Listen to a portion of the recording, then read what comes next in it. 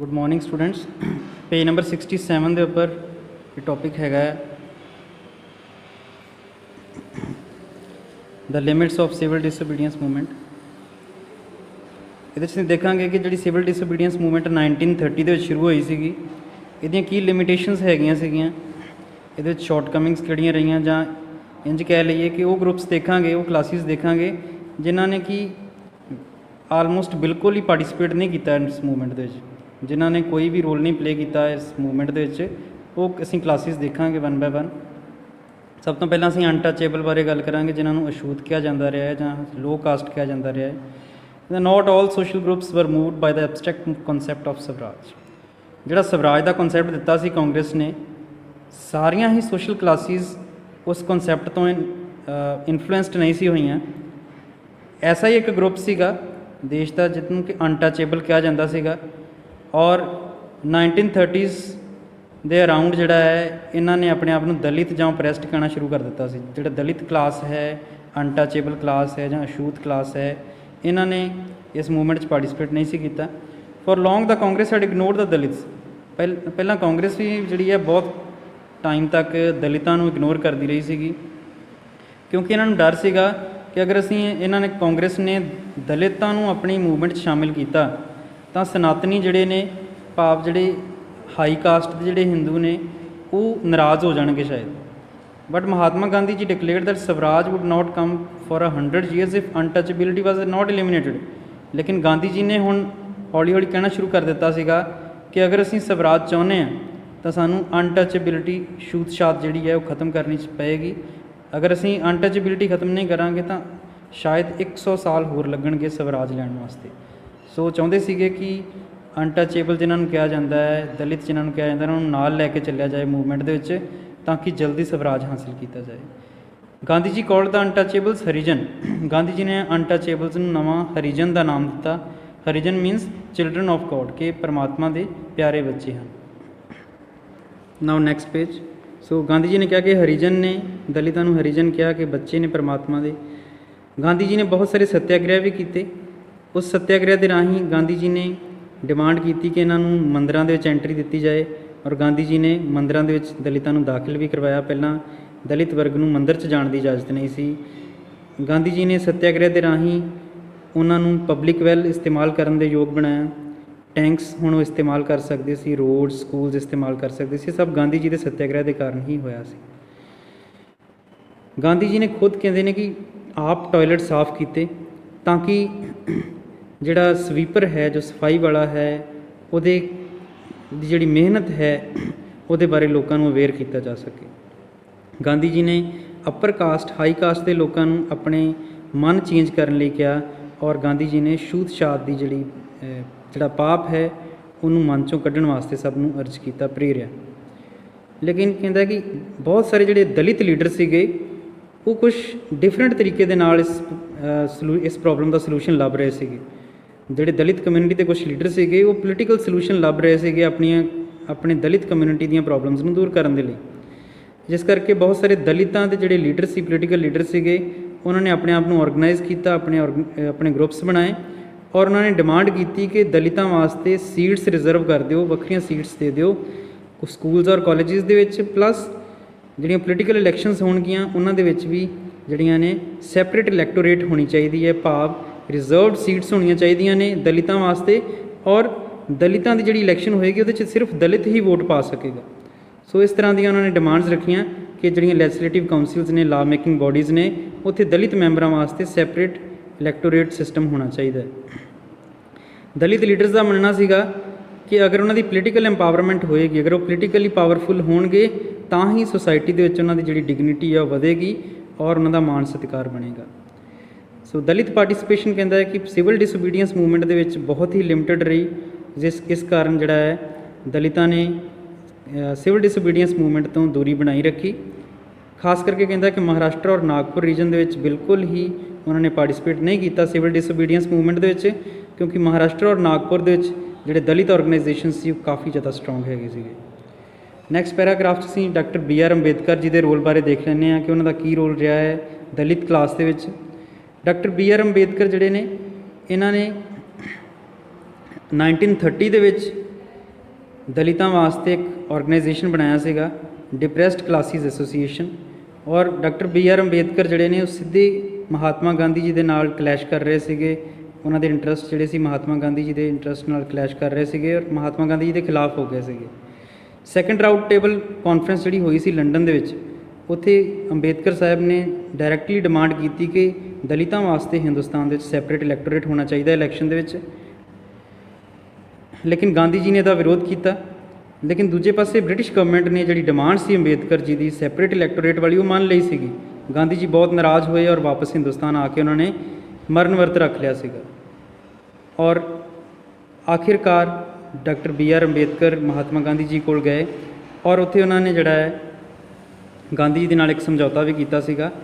ਉਹਦੇ ਬਾਰੇ ਅਸੀਂ ਅੱਗੇ ਡਿਸਕਸ ਕਰਦੇ ਹਾਂ, ਲੇਕਿਨ ਪਹਿਲਾਂ ਦੇਖ ਲੈਂਦੇ ਹਾਂ ਕਿ ਗਾਂਧੀ ਜੀ ਦਾ ਕੀ ਵਿਸ਼ਵਾਸ ਸੀਗਾ। ਗਾਂਧੀ ਜੀ ਸੋਚਦੇ ਸੀਗੇ ਕਿ ਅਗਰ ਦਲਿਤਾਂ ਵਾਸਤੇ ਸੈਪਰੇਟ ਇਲੈਕਟੋਰੇਟ ਬਣਾ ਦਿੱਤੀ ਗਈ ਤਾਂ ਇਹਦੇ ਨਾਲ ਕੀ ਹੋਏਗਾ ਕਿ ਦਲਿਤ ਜਿਹੜੇ ਨੇ ਆਮ ਸੁਸਾਇਟੀ ਤੋਂ ਬਹੁਤ ਦੂਰ ਚਲੇ ਜਾਣਗੇ ਔਰ ਜਿਹੜਾ ਗਾਂਧੀ ਜੀ ਦਾ ਸੁਪਨਾ ਸੀਗਾ ਕਿ ਉਹਨਾਂ ਨੂੰ ਇਕੁਐਲਿਟੀ ਦਿੱਤੀ ਜਾਏ ਸੁਸਾਇਟੀ ਦੇ ਵਿੱਚ, ਉਹ ਸ਼ਾਇਦ ਜਲਦੀ ਪੂਰਾ ਨਹੀਂ ਹੋ ਪਾਏਗਾ।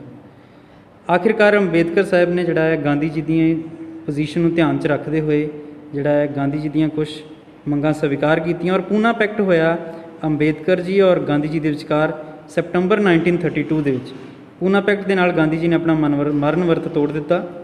ਇਹਦੇ ਵਿੱਚ ਕੰਡੀਸ਼ਨਸ ਕੀ ਰੱਖੀਆਂ ਗਈਆਂ ਕਿ ਹੁਣ ਡਿਪਰੈਸਡ ਕਲਾਸਿਸ ਜਿਹੜੀਆਂ ਨੇ, ਜਿਨ੍ਹਾਂ ਨੂੰ ਅੱਜ ਕੱਲ੍ਹ ਸ਼ਡਿਊਲ ਕਾਸਟ ਕਿਹਾ ਜਾਂਦਾ ਹੈ, ਕਿ ਜਿਹੜੀਆਂ ਡਿਪਰੈਸਡ ਕਲਾਸਿਸ ਨੇ ਜਾਂ ਦਲਿਤ ਕਲਾਸਿਸ ਨੇ, ਇਹਨਾਂ ਵਾਸਤੇ ਸੀਟਸ ਤਾਂ ਰਿਜ਼ਰਵ ਹੋਣਗੀਆਂ ਸਟੇਟ ਲੈਵਲ 'ਤੇ ਔਰ ਸੈਂਟਰਲ ਲੈਵਲ ਦੇ ਉੱਪਰ। ਜਿਹੜੀ ਲੈਜਿਸਲੇਟਿਵ ਕਾਊਂਸਿਲ ਹੈ ਉਹਦੇ ਵਿੱਚ ਸੀਟਸ ਰਿਜ਼ਰਵ ਹੋਣਗੀਆਂ ਸਟੇਟ ਔਰ ਸੈਂਟਰਲ ਲੈਵਲ ਦੇ ਉੱਪਰ।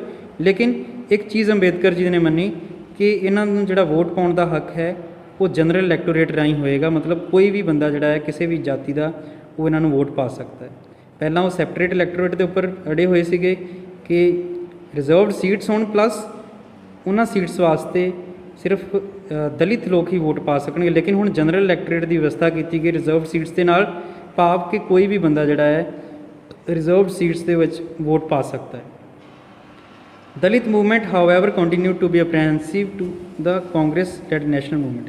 ਇਹਦੇ ਬਾਵਜੂਦ, ਇਹ ਤੋਂ ਬਾਅਦ ਵੀ ਜਿਹੜਾ ਹੈ ਦਲਿਤ ਲੋਕ ਜਿਹੜੇ ਸੀਗੇ ਉਹ ਕਾਂਗਰਸ ਨੂੰ ਸ਼ੱਕ ਦੀਆਂ ਨਜ਼ਰਾਂ ਦੇ ਨਾਲ ਦੇਖਦੇ ਰਹੇ ਕਿ ਸ਼ਾਇਦ ਕਾਂਗਰਸ ਜਿਹੜੀ ਹੈ ਹਾਈ ਕਾਸਟ ਦੇ ਲੋਕਾਂ ਨੂੰ ਜ਼ਿਆਦਾ ਫੇਵਰ ਕਰਦੀ ਹੈ।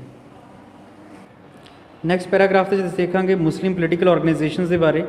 ਇਹਨਾਂ ਦੀ ਜਿਹੜੀ ਪਾਰਟਿਸਿਪੇਸ਼ਨ ਸੀ ਉਹ ਵੀ ਬਿਲਕੁਲ ਨਾ ਦੇ ਬਰਾਬਰ ਸੀਗੀ। ਇਹਨਾਂ ਨੇ ਪਾਰਟਿਸਿਪੇਟ ਨਹੀਂ ਕੀਤਾ ਸਿਵਲ ਡਿਸਓਬੀਡੀਐਂਸ ਮੂਵਮੈਂਟ ਦੇ ਵਿੱਚ।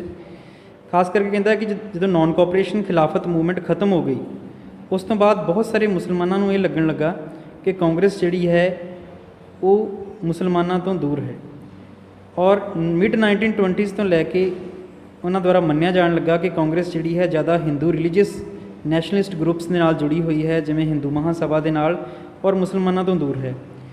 ਔਰ ਹੌਲੀ ਹੌਲੀ ਹਿੰਦੂ ਔਰ ਮੁਸਲਮਾਨਾਂ ਦਾ ਜਿਹੜੇ ਰਿਲੇਸ਼ਨ ਸੀ ਉਹ ਖਰਾਬ ਹੋਣ ਲੱਗ ਗਏ ਸੀਗੇ।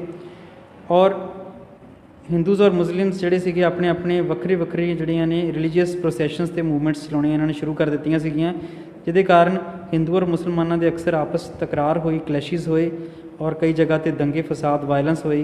ਹਿੰਦੂ ਮੁਸਲਮਾਨ ਜਿਹੜੇ ਸੀਗੇ ਸ਼ਹਿਰਾਂ ਦੇ ਵਿੱਚ ਇੱਕ ਦੂਜੇ ਦੇ ਉੱਪਰ ਹਮਲੇ ਕਰਨ ਲੱਗ ਗਏ ਸੀਗੇ।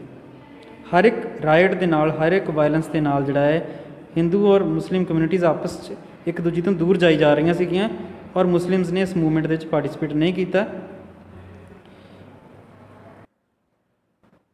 ਹਾਂਜੀ, ਅੱਗੇ ਦੇਖਦੇ ਹਾਂ ਕਾਂਗਰਸ ਅਤੇ ਮੁਸਲਿਮ ਲੀਗ ਦੇ ਰਿਲੇਸ਼ਨਸ। ਕਾਂਗਰਸ ਔਰ ਮੁਸਲਿਮ ਲੀਗ, ਦੇਖੋ ਕਾਂਗਰਸ ਜਿੱਦਾਂ ਇੱਕ ਨੈਸ਼ਨਲਿਸਟ ਪਾਰਟੀ ਸੀਗੀ, ਸੋ ਮੁਸਲਿਮ ਲੀਗ ਜਿਹੜੀ ਹੈ ਵੀ ਇੱਕ ਪਾਰਟੀ ਸੀਗੀ, ਪੋਲੀਟੀਕਲ ਪਾਰਟੀ ਸੀ ਹਿੰਦੁਸਤਾਨ ਦੀ ਆਜ਼ਾਦੀ ਤੋਂ ਪਹਿਲਾਂ, ਔਰ ਇਹ ਮੁਸਲਮਾਨਾਂ ਨੂੰ ਰੈਪਰੈਜ਼ੈਂਟ ਕਰਦੀ ਸੀਗੀ। ਬੇਸਿਕਲੀ ਜਿਵੇਂ ਨਾਮ ਤੋਂ ਹੀ ਸਪਸ਼ਟ ਹੈ ਮੁਸਲਿਮ, ਸੋ ਮੁਸਲਿਮ ਰਿਲੀਜਨ ਨਾਲ ਜੁੜੀ ਹੋਈ ਸੀ ਪੋਲੀਟੀਕਲ ਪਾਰਟੀ ਸੀਗੀ, ਮੁਸਲਿਮ ਕਮਿਊਨਿਟੀ ਦੇ ਹੱਕਾਂ ਨੂੰ ਜਿਹੜਾ ਹੈ, ਰਾਈਟਸ ਨੂੰ ਜਿਹੜਾ ਹੈ ਪ੍ਰੋਟੈਕਟ ਕਰਨ ਵਾਸਤੇ। ਸੋ ਕਾਂਗਰਸ ਜਿਹੜੀ ਇਹਦੇ 'ਚ ਹਿੰਦੂ ਮੁਸਲਮਾਨ ਦੋਨੋਂ ਹੀ ਸ਼ਾਮਿਲ ਸੀਗੇ, ਮੁਸਲਿਮ ਲੀਗ 'ਚ ਮੁਸਲਮਾਨ ਸੀਗੇ। ਸੋ ਕਾਂਗਰਸ ਔਰ ਮੁਸਲਿਮ ਲੀਗ ਦੇ ਵਿੱਚ ਕੰਪਰੋਮਾਈਜ਼ ਕਰਨ ਦੇ ਲਈ ਕੁਛ ਕੋਸ਼ਿਸ਼ਾਂ ਕੀਤੀਆਂ ਗਈਆਂ ਔਰ 1927 ਦੇ ਵਿੱਚ ਇੱਦਾਂ ਲੱਗ ਰਿਹਾ ਸੀਗਾ ਕਿ ਦੋਨਾਂ ਨੂੰ ਯੂਨਾਈਟ ਕਰ ਦਿੱਤਾ ਜਾਏਗਾ, ਦੋਵੇਂ ਸਮਝੌਤਾ ਕਰ ਲੈਣਗੇ ਆਪਸ ਵਿੱਚ ਅੰਗਰੇਜ਼ਾਂ ਦੇ ਖਿਲਾਫ ਲੜਨ ਵਾਸਤੇ। ਇੰਪੋਰਟੈਂਟ ਡਿਫਰੈਂਸਿਸ ਕਹਿੰਦਾ ਇਹਨਾਂ ਦੇ ਵਿੱਚ ਹੈਗੇ ਸੀ ਕਾਂਗਰਸ ਔਰ ਮੁਸਲਿਮ ਲੀਗ ਦੇ ਵਿੱਚ। ਜਿਹੜੇ ਜਿਸ ਚੀਜ਼ ਨੂੰ ਲੈ ਕੇ ਝਗੜਾ ਸੀ ਉਹ ਸੀਗਾ ਰੈਪਰੈਜ਼ੈਂਟੇਸ਼ਨ ਇਨ ਦਾ ਫਿਊਚਰ ਅਸੈਂਬਲੀਜ਼ ਦੈਟ ਵਰ ਟੂ ਬੀ ਇਲੈਕਟਡ। ਫਿਊਚਰ ਦੇ ਵਿੱਚ ਜਿਹੜੀਆਂ ਲਾ ਮੇਕਿੰਗ ਬੋਡੀਜ਼ ਬਣਨੀਆਂ ਸੀਗੀਆਂ ਹਿੰਦੁਸਤਾਨ ਦੇ ਵਿੱਚ, ਉਹਨਾਂ ਦੀ ਜਿਹੜੀ ਇਲੈਕਸ਼ਨ ਹੈਗੀ ਸੀ ਉਹਨੂੰ ਲੈ ਕੇ ਇਹਨਾਂ ਦੇ ਵਿੱਚ ਤਕਰਾਰ ਹੈਗਾ ਸੀ, ਝਗੜਾ ਹੈਗਾ ਸੀਗਾ। ਸੋ ਮੁਸਲਿਮ ਲੀਗ ਚਾਹੁੰਦੀ ਸੀਗੀ ਕਿ ਮੁਸਲਮਾਨਾਂ ਨੂੰ ਜਿਹੜਾ ਹੈ ਰਿਜ਼ਰਵਡ ਸੀਟਸ ਮਿਲਣੀਆਂ ਚਾਹੀਦੀਆਂ ਨੇ, ਜਿੱਥੇ ਕਿ ਸਿਰਫ ਮੁਸਲਮਾਨ ਹੀ ਇਲੈਕਟ ਹੋਣ। ਮੁਹੰਮਦ ਅਲੀ ਜਿਨਾ, ਦੇਖੋ ਮੁਹੰਮਦ ਅਲੀ ਜਿਨਾ ਮੇਨ ਲੀਡਰ ਹੈਗੇ ਸੀਗੇ ਮੁਸਲਿਮ ਲੀਗ ਦੇ। So he was willing to give up the demand for separate electorates. ਪਹਿਲਾਂ ਮੁਸਲਿਮ ਲੀਗ ਡਿਮਾਂਡ ਕਰ ਰਹੀ ਸੀਗੀ ਕਿ ਸੈਪਰੇਟ ਇਲੈਕਟੋਰੇਟ ਹੋਣੀ ਚਾਹੀਦੀ ਹੈ ਮੁਸਲਮਾਨਾਂ ਦੇ ਵਾਸਤੇ, ਵੱਖਰੀਆਂ ਸੀਟਸ ਰਿਜ਼ਰਵ ਹੋਣ ਔਰ ਮੁਸਲਮਾਨ ਲੀਡਰਾਂ ਨੂੰ ਇਲੈਕਟ ਕਰਨ ਵਾਸਤੇ ਸਿਰਫ ਮੁਸਲਮਾਨ ਹੀ ਵੋਟ ਪਾ ਸਕਣਗੇ। ਲੇਕਿਨ ਹੁਣ ਮੁਹੰਮਦ ਅਲੀ ਜਿਨਾ ਕਹਿ ਰਹੇ ਸੀਗੇ ਕਿ ਮੈਂ ਆਪਣੀ ਇਹ ਡਿਮਾਂਡ ਜਿਹੜੀ ਹੈ ਇਹ ਛੱਡ ਦੇਵਾਂਗਾ, ਲੇਕਿਨ ਕੋਈ ਸ਼ਰਤ ਰੱਖੀ ਸੀ ਉਹਨਾਂ ਨੇ। ਸ਼ਰਤ ਦੇਖ ਲੈਂਦੇ ਹਾਂ। ਇਫ ਮੁਸਲਿਮਸ ਵਰ ਅਸ਼ੋਰਡ ਰਿਜ਼ਰਵਡ ਸੀਟਸ ਇਨ ਦ ਸੈਂਟਰਲ ਅਸੈਂਬਲੀ, ਸ਼ਰਤ ਉਹਨਾਂ ਨੇ ਇਹ ਰੱਖੀ ਸੀ ਕਾਂਗਰਸ ਸਾਹਮਣੇ ਕਿ ਸੈਂਟਰਲ ਲੈਵਲ ਦੀ ਜਿਹੜੀ ਲੈਜਿਸਲੇਟਿਵ ਅਸੈਂਬਲੀ ਹੋਏਗੀ ਉਹਦੇ ਵਿੱਚ ਮੁਸਲਮਾਨਾਂ ਵਾਸਤੇ ਸੀਟਸ ਰਿਜ਼ਰਵ ਹੋਣੀਆਂ ਚਾਹੀਦੀਆਂ ਨੇ। Plus representation in proportion to population in the Muslim dominated provinces Bengal and Punjab. Bengal ਔਰ ਪੰਜਾਬ ਵਰਗੇ ਜਿਹੜੇ ਸਟੇਟਸ ਸੀਗੀਆਂ ਜਿੱਥੇ ਮੁਸਲਮਾਨ ਜ਼ਿਆਦਾ ਸੀਗੇ, ਉੱਥੇ ਉਹਨਾਂ ਨੇ ਕਿਹਾ ਸੀਗਾ ਕਿ ਪੋਪੂਲੇਸ਼ਨ ਦੇ ਅਕੋਰਡਿੰਗ ਸਾਨੂੰ ਸੀਟਸ ਰਿਜ਼ਰਵ ਕਰਕੇ ਦਿਓ। ਉਹ ਕਹਿੰਦੇ ਸੀ ਕਿ ਅਗਰ ਇਹ ਡਿਮਾਂਡ ਸਾਡੀਆਂ ਪੂਰੀਆਂ ਕਰ ਦੋਗੇ ਤਾਂ ਸਾਨੂੰ ਤੁਹਾਡੇ ਨਾਲ ਮਿਲ ਕੇ ਚੱਲਣ 'ਚ ਕੋਈ ਇਤਰਾਜ਼ ਨਹੀਂ ਹੈ। ਸੋ ਕਹਿੰਦਾ ਕਿ ਗੱਲਬਾਤ ਜੇ ਚੱਲ ਹੀ ਰਹੀ ਸੀਗੀ ਰੈਪਰੈਜ਼ੈਂਟੇਸ਼ਨ ਨੂੰ ਲੈ ਕੇ, ਸੀਟਸ ਨੂੰ ਲੈ ਕੇ, ਕਿ ਇੱਕ ਮੀਟਿੰਗ ਬੁਲਾਈ ਗਈ ਆਲ ਪਾਰਟੀ ਕਾਨਫਰੰਸ, ਜਿਸ ਸਾਰੀਆਂ ਪਾਰਟੀਆਂ ਸ਼ਾਮਿਲ ਹੋਈਆਂ। 1928 ਦੇ ਵਿੱਚ ਇਹ ਮੀਟਿੰਗ ਹੋਈ।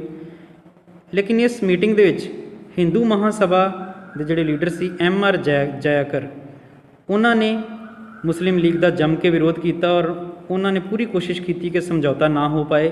ਸੋ ਜਿਸ ਕਾਰਨ ਜਿਹੜਾ ਹੈ ਮੁਸਲਿਮ ਲੀਗ ਜਿਹੜੀ ਹੈ ਉਹ ਕਾਂਗਰਸ ਦੇ ਨਾਲ ਮਿਲ ਕੇ ਕਦੇ ਨਾ ਚੱਲ ਪਾਈ ਔਰ ਜਿਹੜੀ ਆਪਸੀ ਇਹਨਾਂ ਦੀ ਦੁਸ਼ਮਣੀ ਸੀ ਉਹ ਵੱਧਦੀ ਗਈ। ਨੈਕਸਟ ਪੈਰਾਗ੍ਰਾਫ ਦੇਖ ਲੈਂਦੇ ਹਾਂ। ਕਹਿੰਦਾ when the civil disobedience movement started there was this an atmosphere of suspicion and distrust between communities. So ਇਹ ਉਹ ਟਾਈਮ ਸੀਗਾ ਕਿ ਜਿਸ ਟਾਈਮ ਤੇ ਬਾਅਦ ਵਿੱਚ ਜਾ ਕੇ ਸਿਵਲ ਡਿਸਓਬੀਡੀਐਂਸ ਮੂਵਮੈਂਟ ਸ਼ੁਰੂ ਹੋ ਗਈ ਔਰ ਇਸ ਮੂਵਮੈਂਟ ਦੇ ਸ਼ੁਰੂ ਹੋਣ ਤੱਕ ਮੁਸਲਮਾਨਾਂ ਔਰ ਹਿੰਦੂਆਂ ਦੇ ਵਿੱਚ ਜਿਹੜਾ ਸ਼ੱਕ ਦੀ ਭਾਵਨਾ ਜਿਹੜੀ ਹੈ ਉਹ ਕਾਫੀ ਵੱਧ ਚੁੱਕੀ ਸੀਗੀ, ਜਿਸ ਕਰਕੇ ਮੁਸਲਮਾਨ ਜਿਹੜੇ ਸ਼ਾਮਿਲ ਨਹੀਂ ਹੋ ਸਕੇ। Alienated from the Congress, large sections of Muslims could not respond to the call for a united state. So Congress ਤੋਂ ਦੂਰ ਚਲੇ ਗਏ ਮੁਸਲਮਾਨ, ਜਿਸ ਕਰਕੇ ਉਹ ਸਿਵਲ ਡਿਸਓਬੀਡੀਐਂਸ ਮੂਵਮੈਂਟ ਦਾ ਪਾਰਟ ਨਹੀਂ ਬਣ ਸਕੇ। ਬਹੁਤ ਸਾਰੇ ਜਿਹੜੇ ਮੁਸਲਮਾਨ ਲੀਡਰ ਸੀਗੇ ਔਰ ਪੜ੍ਹੇ ਲਿਖੇ ਜਿਹੜੇ ਮੁਸਲਮਾਨ ਸੀਗੇ, ਉਹਨਾਂ ਨੂੰ ਇਸ ਗੱਲ ਦੀ ਚਿੰਤਾ ਸੀਗੀ ਕਿ ਮੁਸਲਮਾਨ ਅਗਰ ਹਿੰਦੁਸਤਾਨ 'ਚ ਰਹਿੰਦੇ ਨੇ ਤਾਂ ਉਹ ਮਾਈਨੋਰਿਟੀ ਘੱਟ ਗਿਣਤੀ ਬਣ ਕੇ ਰਹਿਣਗੇ ਔਰ ਮੁਸਲਮਾਨਾਂ ਨੂੰ ਹਮੇਸ਼ਾ ਇਹ ਉਹਨਾਂ ਦਾ ਸੋਚਣਾ ਸੀ ਕਿ ਮੁਸਲਮਾਨਾਂ ਨੂੰ ਇਹ ਖਤਰਾ ਰਹੇਗਾ ਕਿ ਉਹਨਾਂ ਦਾ ਜਿਹੜਾ ਕਲਚਰ ਹੈ, ਸੱਭਿਆਚਾਰ ਹੈ, ਉਹਨਾਂ ਦੀ ਜਿਹੜੀ ਆਈਡੈਂਟੀਟੀ ਪਛਾਣ ਹੈ ਮਾਈਨੋਰਿਟੀ ਵਾਲੀ ਬਣ ਕੇ ਰਹਿ ਜਾਏਗੀ ਔਰ ਜਿਹੜਾ ਹੈ ਹਿੰਦੂ ਜਿਹੜੇ ਨੇ ਮੈਜੋਰਿਟੀ ਦੇ ਵਿੱਚ ਹੋਣਗੇ ਔਰ ਮੈਜੋਰਿਟੀ ਦੇ ਅੰਡਰ ਆ ਕੇ ਉਹਨਾਂ ਦੀ ਜਿਹੜੀ ਪਛਾਣ ਹੈ ਉਹ ਖਤਮ ਹੋ ਜਾਏਗੀ ਔਰ ਉਹ ਮੈਜੋਰਿਟੀ ਦੇ ਅੰਡਰ ਦਬ ਕੇ ਰਹਿ ਜਾਣਗੇ। ਮੁਸਲਮਾਨ ਲੀਡਰਾਂ ਦਾ ਸੋਚਣਾ ਸੀਗਾ। ਸੋ ਜਿਸ ਕਰਕੇ ਹੌਲੀ ਹੌਲੀ ਮੁਸਲਮਾਨ ਕਾਂਗਰਸ ਤੋਂ ਦੂਰ ਹੁੰਦੇ ਗਏ ਔਰ ਉਹਨਾਂ ਨੇ ਸਿਵਲ ਡਿਸਓਬੀਡੀਐਂਸ ਮੂਵਮੈਂਟ ਦੇ ਵਿੱਚ ਬਿਲਕੁਲ ਪਾਰਟੀਸਪੇਟ ਨਹੀਂ ਸੀ ਕੀਤਾ। ਇੱਥੇ ਪਿਛਲੇ ਪੇਜ ਦੇ ਉੱਪਰ ਇੱਕ ਪਿਕਚਰ ਦਿਖਾਈ ਗਈ ਹੈ, ਸਾਡੇ ਕੁਝ ਮੇਨ ਨੈਸ਼ਨਲਿਸਟ ਲੀਡਰਸ ਦੀ ਪਿਕਚਰ ਹੈ 1935 ਦੀ। ਤੁਸੀਂ ਦੇਖ ਸਕਦੇ ਹੋ ਮਹਾਤਮਾ ਗਾਂਧੀ, ਜਵਾਹਰ ਲਾਲ ਨਹਿਰੂ ਔਰ ਮੌਲਾਨਾ ਆਜ਼ਾਦ ਸੇਵਾਗ੍ਰਾਮ ਆਸ਼ਰਮ ਵਾਰਦਾ ਦੇ ਵਿੱਚ। ਸੋ ਦਿਸ ਵਾਜ਼ ਆਲ ਇਨ ਦਿਸ ਟੋਪਿਕ। Thank you.